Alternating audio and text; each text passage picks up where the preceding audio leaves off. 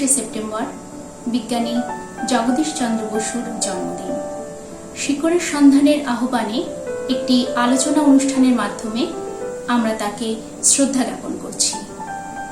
এই আলোচনা অনুষ্ঠানে অংশগ্রহণ করেছেন বিভিন্ন দেশের প্রথিতযশা বিজ্ঞানী, সাহিত্যিক, শিক্ষক, প্রমুখ ব্যক্তিগণ।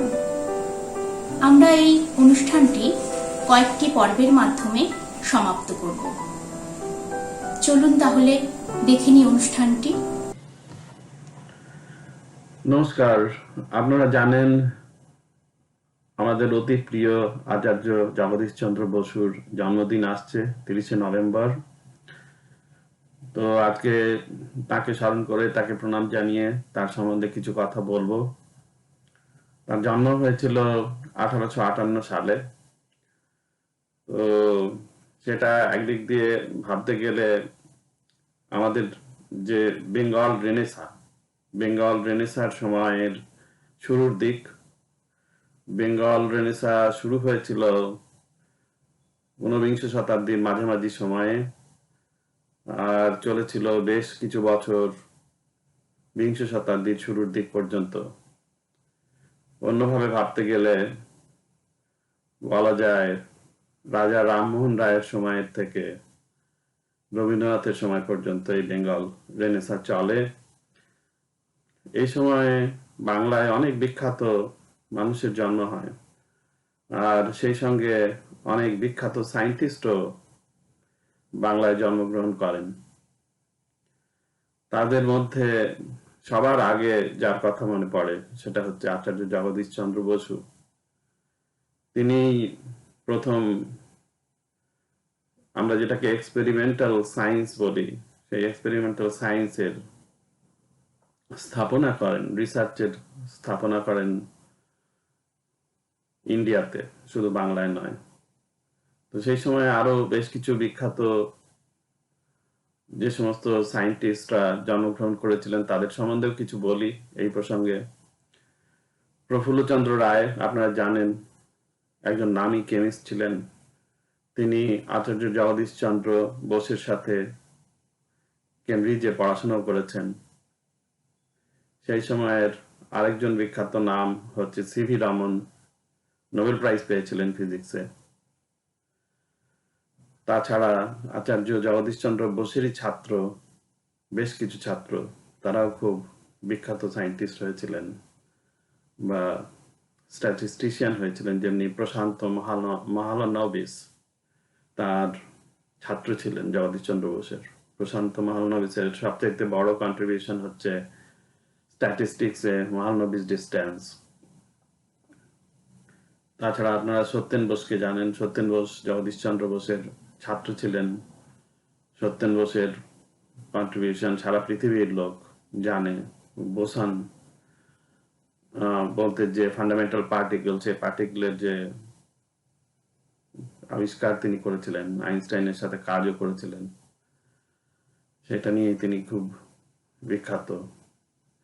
তাছাড়া সেই সময়ে ছিলেন মেঘনাথ সাহা। মেঘনাথ সাহার নিউক্লিয়ার ফিজিক্সের ইনস্টিটিউটও আছে বেঙ্গলে। সো এই সমস্ত অনেক বড় বড় সায়েন্টিস্টদের জন্ম সেই সময় হয়, কিন্তু তাদের যে প্রথম শুরু যে হয়েছিল বিজ্ঞানের একটা চর্চা আর আবিষ্কার সবকিছুই, সেটা সেসব শুরু হয়েছিল কিন্তু আচার্য জগদীশ চন্দ্র বোসের কাজের মধ্যে দিয়ে। তো জগদীশ চন্দ্র বোস তো প্রেসিডেন্সি কলেজে পড়াতেন, হি ওয়াজ এ প্রফেসর দেয়ার।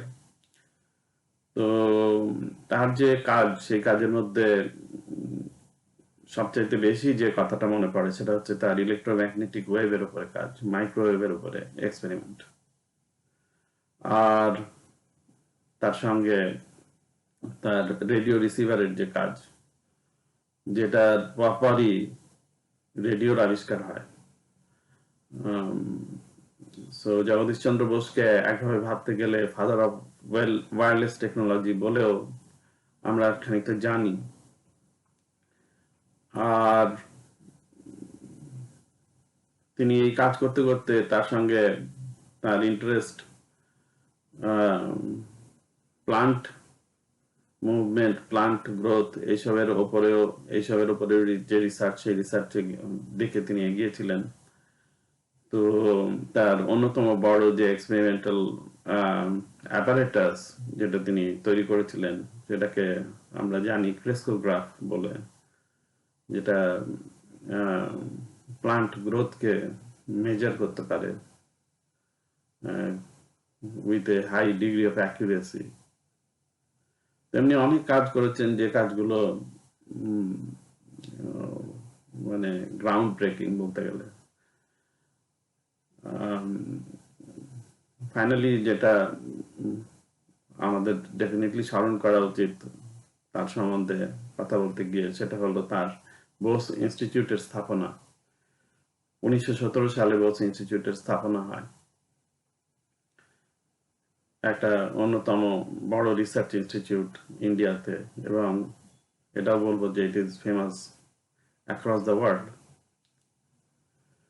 তো ডেফিনেটলি আচার্য জগদীশ চন্দ্র বোস আমাদের সবার জন্য একটা বিরাট ইন্সপিরেশন। বোস ইনস্টিটিউটের স্থাপনার ঠিক সেই সময় তিনি একটা স্পিচ দিয়েছিলেন, যেটাকে আমরা ভয়েস অফ লাইফ স্পিচ বলে জানি।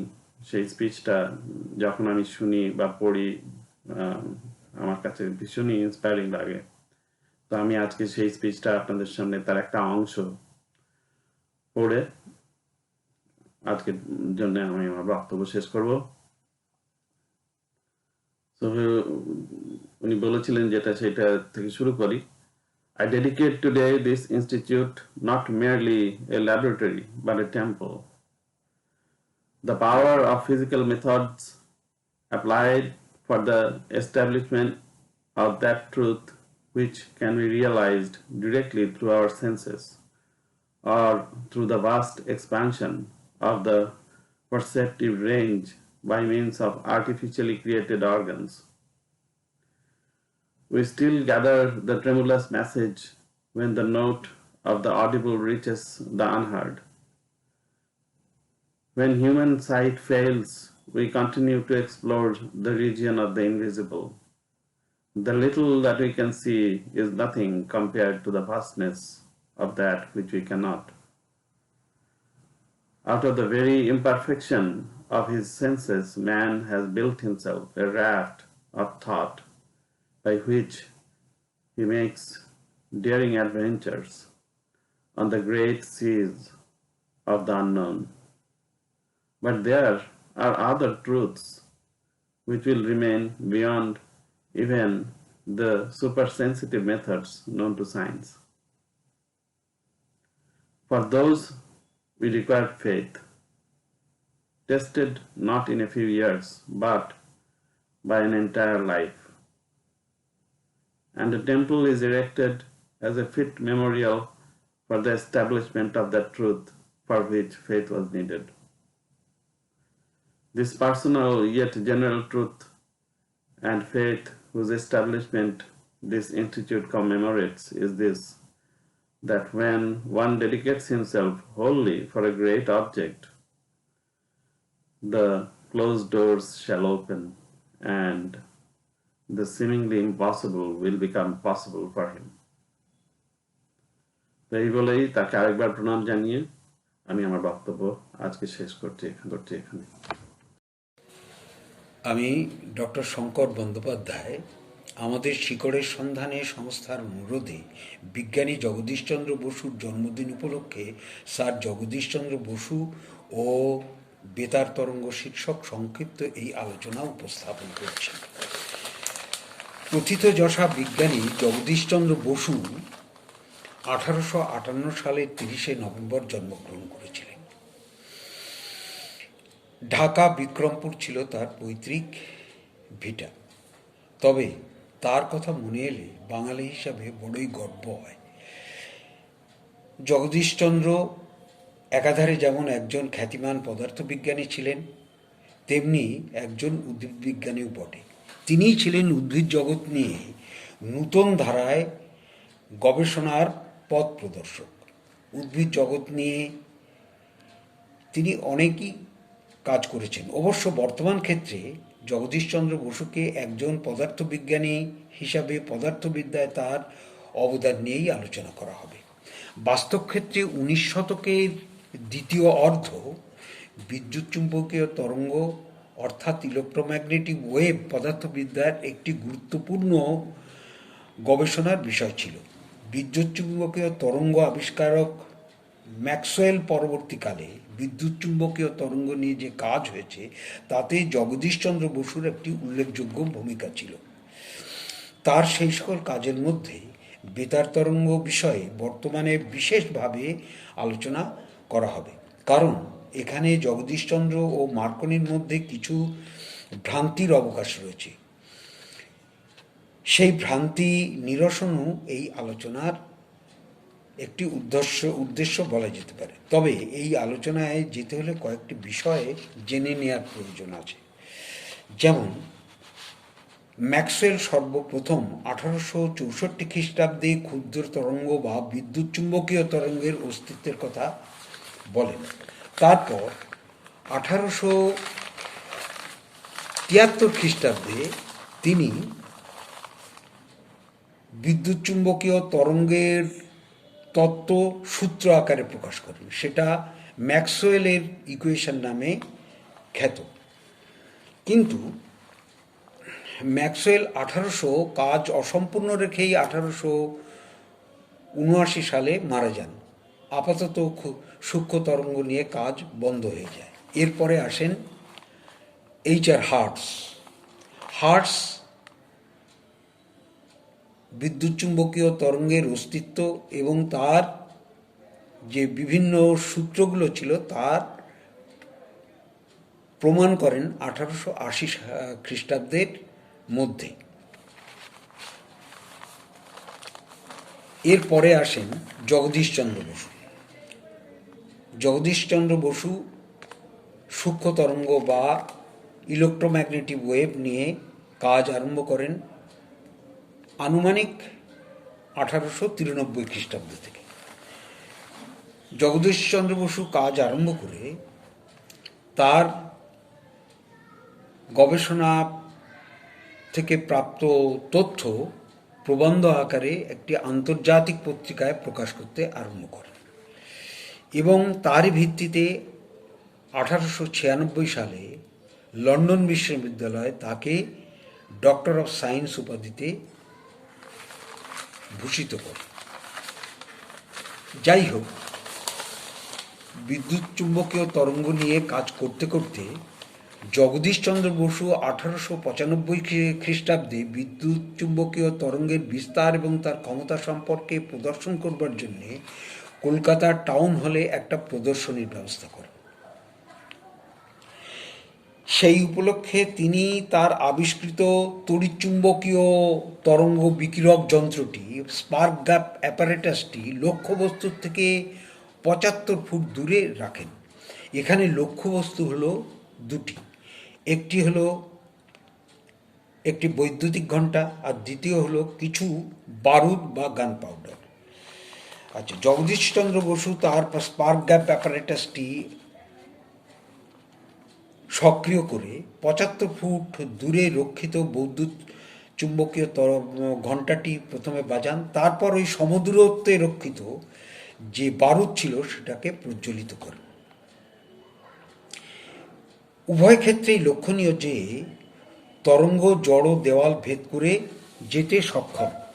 উভয় কার্য সম্পন্ন করা হয় বেতার ব্যবস্থা বা ওয়্যারলেস সিস্টেমের মাধ্যমে এবং দূর নিয়ন্ত্রণ প্রক্রিয়ার দ্বারা। এখানে উল্লেখ্য তার স্পার্ক গ্যাপ যন্ত্রটি 60 হার্টজ কম্পনাঙ্ক পর্যন্ত তরঙ্গ উৎপাদন করতে সক্ষম ছিল। অতএব উপরোক্ত দুটি প্রক্রিয়া থেকে বলা যায় যে স্যার জগদীশচন্দ্র বসু বেতার ব্যবস্থার মাধ্যমে বাই ওয়্যারলেস সিস্টেম শব্দ তরঙ্গ সংকেত প্রেরণ করতে সক্ষম হয়েছিলেন প্রথম। দূর নিয়ন্ত্রণ প্রক্রিয়ার দ্বারা বিস্ফোরক বা জ্বালানি প্রজ্বলিত করে মহাকাশ গবেষণায় রকেট উৎক্ষেপণ বা তার নিয়ন্ত্রণের পথ প্রদর্শক ছিলেন বলা যেতে পারে। অবশ্যই এখন বেতার তরঙ্গ বা রেডিও ওয়েভস এক প্রকার বিদ্যুৎ চুম্বকীয় তরঙ্গ বেতার তরঙ্গের কম্পনাঙ্ক সর্বনিম্ন 30 হার্টজ থেকে 300 গিগাহার্টজের মধ্যে অবস্থান করে। অতএব জগদীশচন্দ্রের মতো 30 হার্টজ থেকে 60 হার্টজ কম্পনাঙ্ক বিশিষ্ট নিম্ন বেতার তরঙ্গ উৎপাদন করতে সক্ষম হয়েছিলেন ধরা যায়। এখানে বিকিরণের পর সেই তরঙ্গ পুনরায় যান্ত্রিক উপায়ে গ্রহণ করতে পারলেই প্রক্রিয়া বৃত্ত সম্পন্ন হয়। জগদীশচন্দ্র সে কাজেও সফল হয়েছিলেন।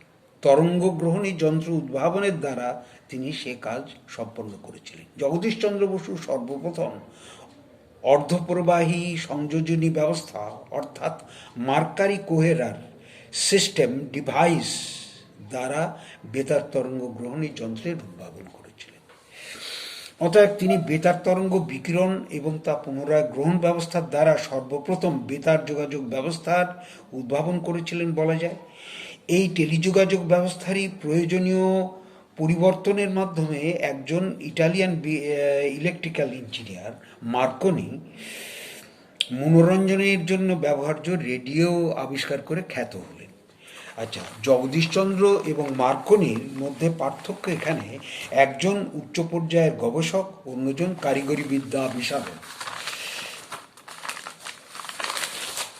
তত্ত্বের ব্যবহারিক প্রয়োগই একজন ইঞ্জিনিয়ারের কাজ। তাই একজন তাত্ত্বিক, অন্যজন ব্যবহারবিদ।